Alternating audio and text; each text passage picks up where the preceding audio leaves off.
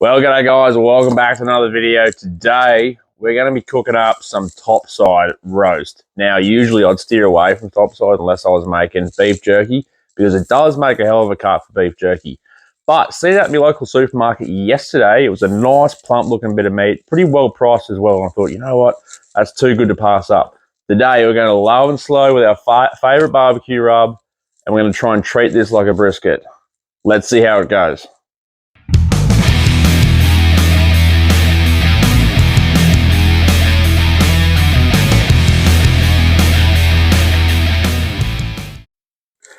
Okay, so here we go. Here is our portion of topside. It's actually a pretty good looking piece of topside for around my area at supermarkets anyway. We're going to leave, there's not actually a lot of hard fat on the top of that. So we're going to leave all the fat on. As I said, we're treating this exactly like a brisket. So in true brisket fashion, we're just going to start off with mustard binder. And you can use pretty much anything. Olive oil, mustard, hot sauce, barbecue sauce, anything that your heart desires. You don't taste this anyway. So give that a nice even coat around.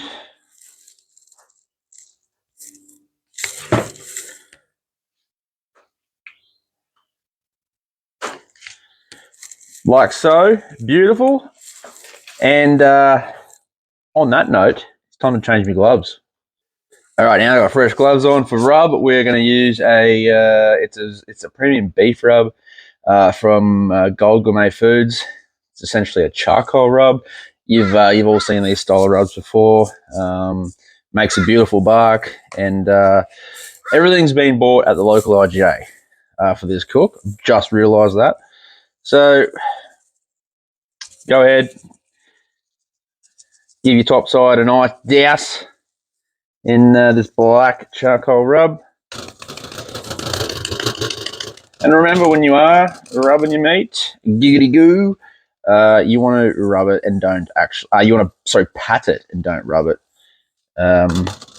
Despite the name barbecue rub, a nice patting motion is what you want. Essentially rubbing it, like actually rubbing it, you're just going to rub your seasoning off in patches and have an inconsistent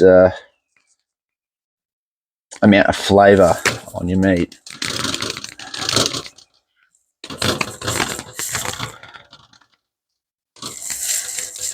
Now, get the fat cap as well. We could have trimmed this, but there wasn't actually a lot of excess hard fat. And because we are going to try and treat this like a brisket, that fat should render down. It's really not that thick at all.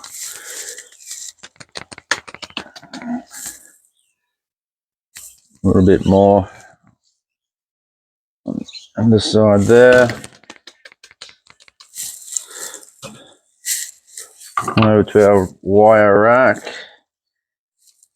Place that down. Might just hit it here as well.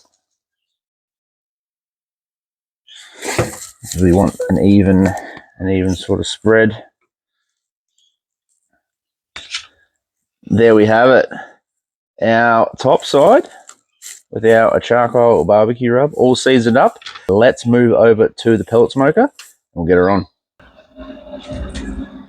Okay, so we've got our Zgrill running at about 225 degrees Fahrenheit or about 107 degrees Celsius for the first bit of this cook, just to get the smoke flavour into the actual top side. And we are going to monitor it with a temperature probe as well. So when we hit around 155 to 160 Fahrenheit internally with that meat, we are going to bump that temperature up to around 250 degrees Fahrenheit within the smoker itself. And we're then going to wrap that in some butcher's paper. So from here, our grill is completely up to temp now. I do have a full tray with water in it. Now this is just a little bit of extra security to ensure that this slab of topside stays moist throughout the cook. Because as I said, I didn't trim any fat off it, and that's because the fat was pretty evenly consisted on that top where the fat cap actually lies, but there wasn't exactly real excess thick bits, which normally I would leave on a brisket anyway because that renders down during a 10 to 12 hour cook. I don't think this is going to take 10 to 12 hours, but we'll see. So on our wire rack, we're just going to place our topside over the full pan there. We're going to go put that to bed, and I nearly forgot the most important step here. We are going to put our temperature probe in it.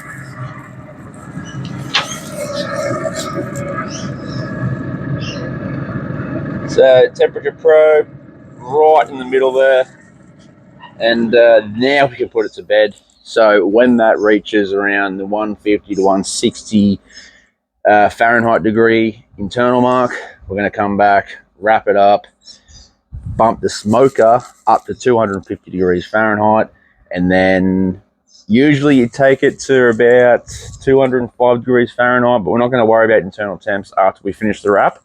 We are going to pull the topside off when it starts to probe like warm butter. We'll see you back here for the wrap. All right, so our topside now has been on for about 4.5 hours, probably more so on the 5 hour side. Just looking at the temperature thermometer here that we've got in the actual topside itself, it's sitting about at a 150 Fahrenheit internal. I know I said 155 to 160, but because it's already been on for that 4.5, sort of 5 hour mark, we've got enough smoke in this already. We're actually going to take it off at 150, and we're going to wrap it in foil now. So we'll go and wrap it. We'll get it back on for the home stretch. Okay, so we've got our foil laid out here. Now, I know at the start of the video I said I was going to wrap this in butcher's paper, but I've gone for the foil because the butcher's paper, you know, it's going to do the same thing, but the foil is going to sort of steam this topside a little bit more than butcher's paper would. Now, if I was doing a normal brisket, I would go butcher's paper, but because I want to keep this as moist as possible, because as I said at the beginning of the video, there wasn't a lot of excess fat on the fat cap, we're going to go with the foil option. Butcher's paper also helps enhance bark, but because we use that charcoal-based barbecue rub, 90% of our work's already been done for us. So this is going to be extremely hot. Man, I can't wait to see how this turns out. That is hot. That is hot as. All right. Get this wrapped up.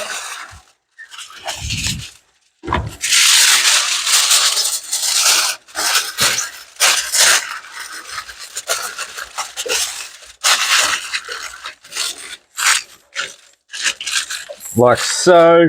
Beautiful. It's going to go back on our wire rack, and we're going to go put this back on our Zgrill.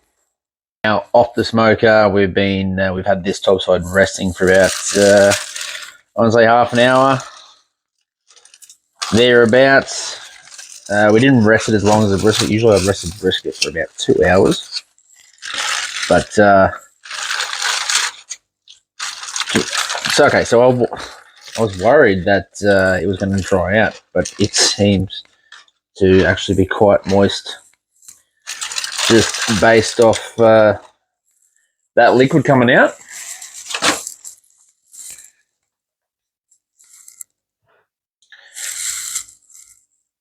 I honestly cannot wait to slice this open. So, with your sharp knife, we're not even going to play around here. Let's just get like straight into it.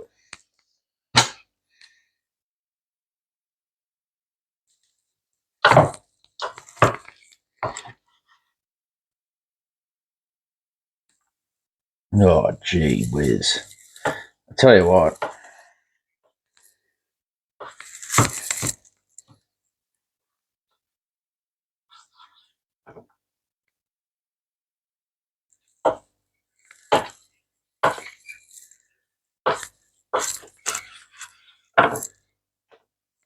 That is smelling divine. It is steaming hot. I'm going to go and cut the rest of this up and we'll come back for a final look. And there we have it, guys. Our smoked topside on the Zgrill. We got that nice bark, beautiful little smoke ring there. I cannot wait to dive into a piece of this. It smells absolutely fantastic. Give me 1 second. We're going to flip this back to the kitchen and we're going to do a taste test.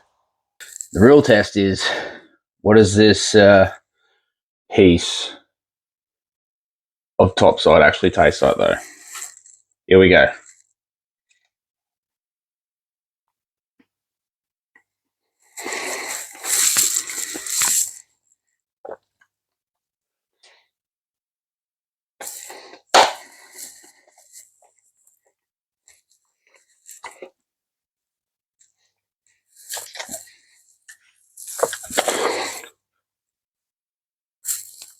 Ladies and gentlemen, that is absolutely fantastic. Smoked topside from start to beginning. Wow. Start to finish, like a brisket. We use those iron bark pellets, which actually work a treat. The charcoal premium beef barbecue rub, sensational, made an absolute beautiful crust. This is an absolute winner. I could eat it like they are. I reckon I'm going to turn these into some topside toasties later tonight. But guys, that is a 10 out of 10 for me, and a very successful cook. I was very dubious at the start of it whether it was going to work or not. It's a winner, guys. As always, appreciate everyone who watched. If you could chuck me a like and subscribe, it's all appreciated. Until next time, we'll be back again tomorrow with another video. Fingers crossed. We're either doing pork belly or a lamb leg. We'll see how we feel when we wake up. Until next time, guys, keep the smoke rolling and beard on.